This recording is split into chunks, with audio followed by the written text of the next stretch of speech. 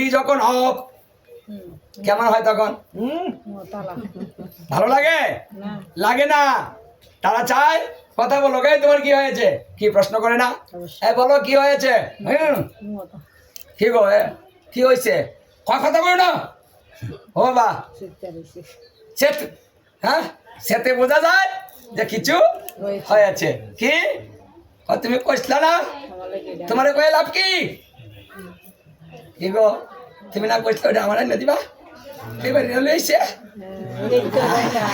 হ্যাঁ, এই জন্য মন খারাপ। শ্রীকৃষ্ণের দশাটাও হয়েছিল তাই। স্বর্গের পারিজাত সত্যভামা চেয়েছিল, বারবার তুমি ঠকাও, বলে বলে দাও না, হ্যাঁ আমি তোমার সাথে কথাই বলবো না। হ্যাঁ, অভিমানী, একটু অভিমান করে বসে আছে। কৃষ্ণ বলছে দেখো, সংসারের মধ্যে যদি মিল না থাকে দুজনের মধ্যে, তাহলে সেটা কখনো ভালো হয় না। তোমার মুখ হাসি খুশি রাখা এটা আমারও কর্তব্য। দেখুন, একটা স্বামীর কর্তব্য, তিনি শ্রীকৃষ্ণ শিক্ষা দিচ্ছেন আমারে, যে বিবাহ করার পরে স্বামীর কিছু কর্তব্য আছে। স্ত্রীর ভরণ পোষণ করা, তার মুখটা একটু হাসি খুশি রাখা, কিছু চাইলে না দিতে পারলে একটু বুঝিয়ে বলা। হ্যাঁ, যাক, এটা দিতেই হবে তোমাকে।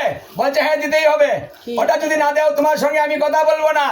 তাই এই পারিজাত ফুলের জন্য সত্যভামাকে নিয়ে শ্রীকৃষ্ণ স্বর্গে গিয়েছিলেন। দেখুন, একটা স্ত্রীকে খুশি করার জন্য কত কিছু করতে হয়। স্বর্গে যখন গিয়েছে, দেবরাজ ইন্দ্র ওই ফুলটা দিবে না, কৃষ্ণকে চিনতে পারেনি। তাই কি করেছে দেবরাজ ইন্দ্র, একটু অহংকারী রাজা, তো ওটা তো এই জগতের রাজা না, স্বর্গের রাজা। অহংকারটা খুব বেশি। আমি হলাম স্বর্গের রাজা, আমার এখান থেকে ফুল নিয়ে যাবে, দেব না। তখন শ্রীকৃষ্ণের সাথে ইন্দ্র যুদ্ধ হয়েছিল। সেই যুদ্ধে ইন্দ্র পরাজিত হয়েছে। ইন্দ্র পরাজিত হওয়ার পরে কৃষ্ণকে চিনতে পেরেছে তিনি কে। তখন দেবরাজ ইন্দ্র চরণ লুটিয়ে পড়ে বলছে, হে প্রভু, তুমি আমাকে ক্ষমা করে দাও, তোমার সঙ্গে আমি যুদ্ধ করছি। হ্যাঁ, তুমি সব নিয়ে যাও। হ্যাঁ, যে তোমাকে আমি একটা ভুল দিব না, পুরো একটা বৃক্ষই তোমাকে আমি দিয়ে দিব। কি একটা ভুল দিলাম, শুকিয়ে যাবে, ফেলে দিবে, শেষ। আমি তোমাকে যদি ভিক্ষটা দিয়ে দেই, তাহলে কেমন হবে গো? কি গো, মানে স্ত্রী চেয়েছে ফুল, আর স্বামী কি করছে, ফুল নয়, দিয়েছে বৃক্ষ। তাহলে স্ত্রী কেমন খুশি হবে গো? কি গো, যদি হাতের বালা চাও, যদি আপনার গলার হাতটা সহ দেয়, কেমন খুশি হবে গো? হ্যাঁ, হরে কৃষ্ণ, রাধে রাধে। সেই বৃক্ষটা এনে স্বর্গে থেকে সত্যভামার ঘরের দরজার সামনে শ্রীকৃষ্ণ স্বয়ং নিজের হাতে রোপণ করেছিল। ঘর থেকে বেরোলেই যে না, তুমি একটা দর্শন করতে পারো। সত্যভামা, তুমি খুশি হয়েছ? বলছে হ্যাঁ, আজকে আমি খুব খুশি।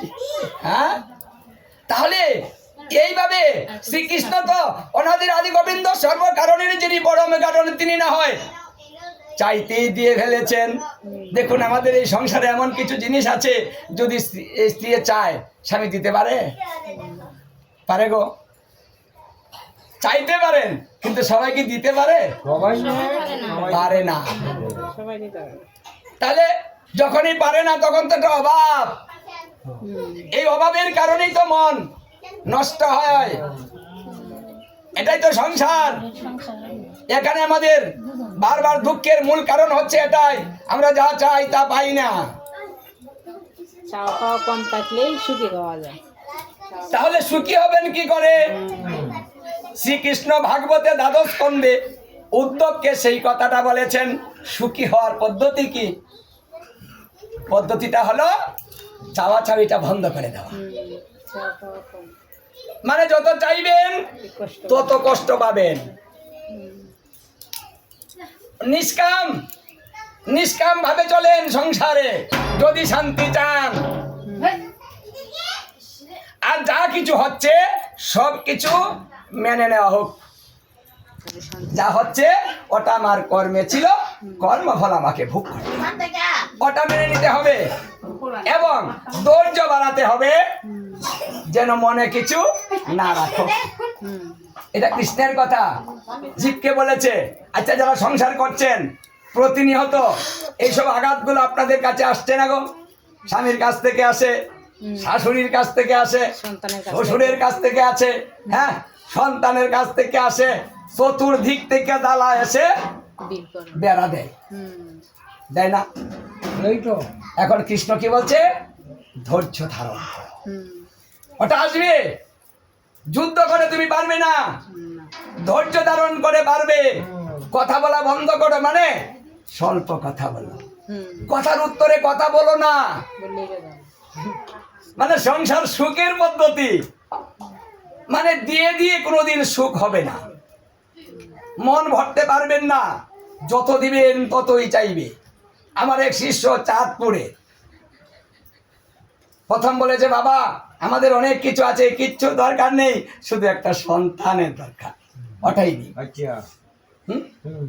বললাম, আমি ভগবানকে বলবো যেন তোমাদের এই ইচ্ছাটা পূর্ণ করে দেয়। কয়, বাবা এটা হলে আমাদের আর কিছু প্রয়োজন নেই। 1 বছর পরে একটা ছেলে হয়েছে, ছেলে হয়েছে ভালো, হ্যাঁ। তারপরে বলে, বাবা আর একটা আবদার, যে জায়গাটার মধ্যে আমরা এই ব্যবসাটা করি না, ওটা বিক্রি করে দিবে। যদি ওটা না রাখতে পারি বাবা, তাহলে তো এই সন্তান যে হলো তার জন্য তো কিছু করতে পারি না। দেখুন, এখন সন্তানের জন্য কিছু করবে, ওটা মনে পড়ে গিয়েছে। দেখুন, কৃপাতেই এটাও হয়ে গেল, গোবিন্দের কৃপা, শুনে ফেলেছে কথা, জায়গাটাও রেখে ফেলেছে, ভালো। কিছুদিন চললো, বলছে বাবা সামনে আরেকটু যদি দাগা হয় তাহলে আমার দোকানটা একটু বড় হয়, হ্যাঁ, আর কিছু দরকার নেই। বাহ, মানে জীবের কিন্তু দরকার নেই, কিছু দরকার নেই, দিয়ে দেন, আর একটু দেন।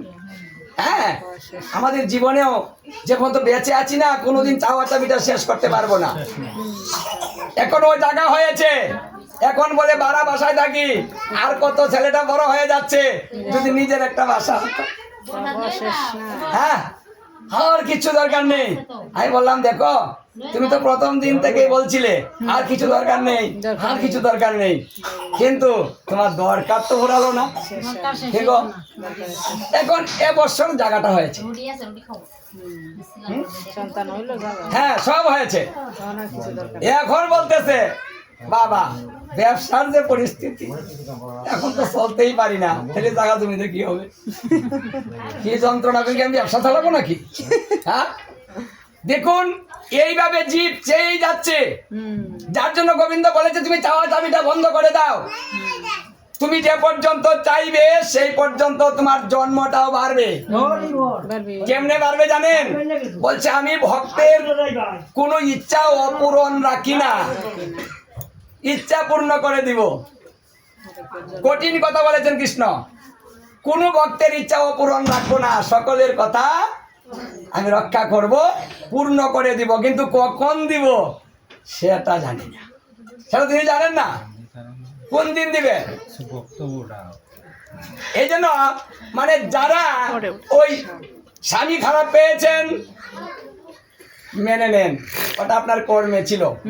যারা স্ত্রী খারাপ পেয়েছেন তারাও মেনে নেন, মানে এই জ্ঞানটা আমাদের যত তাড়াতাড়ি হবে তত তাড়াতাড়ি সুখ পাবে। আর এই জ্ঞান যে পর্যন্ত হয় না সেই পর্যন্ত মানুষ সুখীও হইতে পারে। তাহলে সুখের পথ একটাই, মানুষ কথা বলবে চুপ করে থাকতে হবে, শাশুড়ি গালাগালি করলো বউ চুপ করে থাকবে। এখন আজকাল তো বউরা ওই জ্ঞানটা পায়নি, বাবার বাড়ি থেকে কি জ্ঞান নিয়ে এসেছে? 8 বছর বয়সে সন্তানকে দীক্ষা নিতে হয়, গুরুর কাছ থেকে জ্ঞান অর্জন করে বড় করতে হয়, তারপরে বিবাহ। ছেলেকেও তদ্রূপ এইভাবে বড় করতে হয়, তারপরে বিবাহ। এখন আমাদের তো ওটা শিক্ষার কোনো খবরই নেই, বড় হয়ে যাচ্ছে ধর্ম করার খবর নেই। বিয়ে দাও আগে, ধর্ম হলো পরে, আগে বিয়ে দাও। সংসার হচ্ছে আগুন, আগুন থেকে কি করে বাঁচবে সেটা শিখালেন না, আগুনে জাপ দিয়ে দিলেন, জ্বলে পুড়ে মরছে। শাশুড়ি চিনে না, শ্বশুর চিনে না, স্বামী চিনে না। কি গো, স্বামীকে তুই বলা যায়? আজকাল কিন্তু তুই তাই ভালোই বলে। ঝগড়া হলে আস্তে আস্তে তুমি তুমি করে ভালোবাসা দিয়ে কথা বলে, যখন রাগটা সেতে যায়, ওই শোরের বাচ্চা তুই কি বলবে, তখন আর হুঁশ নেই। মাথা ঠিক করে না। মুখ দিয়ে যা আসে তাই বলতে থাকবো। যখন তুই বলে, স্বামীর তো মাথা নষ্ট হয়ে যায়। কি তুই কইছিস, লাগাইয়া দেয় গুরুম গুরুম। কি গো, শ্বশুর এগুলো আচ্ছা গুরুম গুরুম কখন হয়? এই কথাটা যখন উচ্চে চলে যায়, হ্যাঁ। তাই না? তখন হয়, এর আগে নয়। তাহলে সংসার কি করে হবে, ধর্ম কি করে হবে? এই অবস্থা থেকে ধর্ম হবে? মন তো ভালো থাকবে না, তাহলে ধর্ম করব কি দিয়ে? তাই বলছে, জীবনটা বাড়িও না, জনমটা বাড়াইও না। মুক্তি চাও, শান্তি চাও, তাহলে মেনে নেও। চুপ থাকো, নীরবে নিস্তব্ধে আমার গোবিন্দকে ভালোবেসে যাও।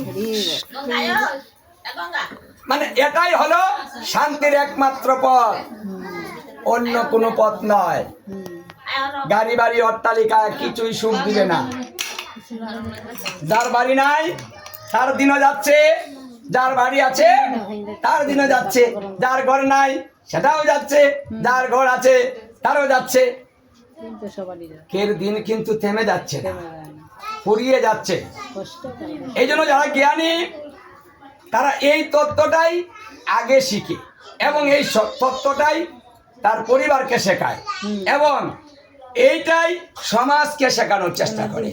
তাই গুরুদেব এই দায়িত্বটা নিয়েছেন, এই শিক্ষাটার। তাই গুরুদেব একজন শিক্ষক, পারমাত্মিক জগতের শিক্ষক। শিক্ষক ছাড়া কখনো শিক্ষা লাভ করা যায় না। এই জন্য গুরু ধরতে হয়। গুরু ধরা মানে এই নয় যে কানে দিলাম ভূ আর পয়সার করলাম জু। যত শিষ্য হবে তত ব্যবসা ভালো হবে। গুরু মানে এই নয় যে বাড়িতে আসলে একটা প্রণাম দিবেন আর দায়িত্বের সময় একটা প্রণাম দিয়ে বিদায় করে দিবেন। গুরু হলো জ্ঞান। গুরুর কাছে বসতে হবে, প্রশ্ন করতে হবে, গুরুদেব কথা বলবেন, মন দিয়ে শুনতে হবে। এটা হৃদয়ঙ্গম করতে হবে, ধারণ করতে হবে। পদ্মপুরাণ উত্তরাখণ্ডে যমরাজ স্বয়ং বলেছেন, যদি গুরুদেবের একটা বাক্য কোনো ব্যক্তি পালন করে, হে দূতগণ তোমরা তার কাছেই যাও না, সে যে গুরু বাক্য পালন করেছে। একটা বাক্যের কত মূল্য, অনেক মূল্য। অথচ এই চিন্তাগুলা ভূতগুলা আমাদের মধ্যে আসে না, তাই শান্তিও হচ্ছে না। তাহলে জ্ঞানী কলিকালে যারা পূর্বজন্মে স্বীকৃতি করে এসেছে, তারা কৃষ্ণ ভক্ত স্বামী পাবে, কৃষ্ণ ভক্ত স্ত্রী পাবে। যদি কৃষ্ণ ভক্ত স্ত্রী না হয়, তাহলে ঘরে অশান্তি আরো বেশি হবে। ধর্ম তো হবেই না, সাধুগুরু তো আসবেই না, বৈষ্ণব সেবা তো দিবেই না, গীতা ভাগবত শুনবেই না। কি গো, আচ্ছা বিমলের বউ যদি সাফালি করতো, তা তুমি কিভাবে ভাগবত পাঠটা করে দাও, আমি দেখে দিয়াম। ঘরে স্বামী ঠিক না থাকলে কিছু করা যায় না। আচ্ছা বিমল কি করতে পারতো, দিতে পারতো আজকে অনুষ্ঠানটা? হ্যাঁ, সাথে করতো। হ্যাঁ এর আগে হ্যাঁ বাজার গেবে, তাহলে বাদ দিল, আমার লাগতো না। রাগে কোনো কিছু আরেকদিন মানে মোবাইল করে না করে দিত সবাই। হ্যাঁ, তাহলে স্ত্রী যদি এই পথের প্রতীক না হয়, কৃষ্ণ ভক্ত না হয়, তাহলে তার সন্তানও ভক্ত হবে না। মা ভালো লাগে। কারণ মার কাছ থেকেই সন্তান ঠিক আছে। প্রাথমিক শিক্ষাটা লাভ করে। এই জন্য মা হচ্ছে ভাণ্ড। ভাণ্ড যত ভালো হবে, জিনিস তত ভালো থাকে।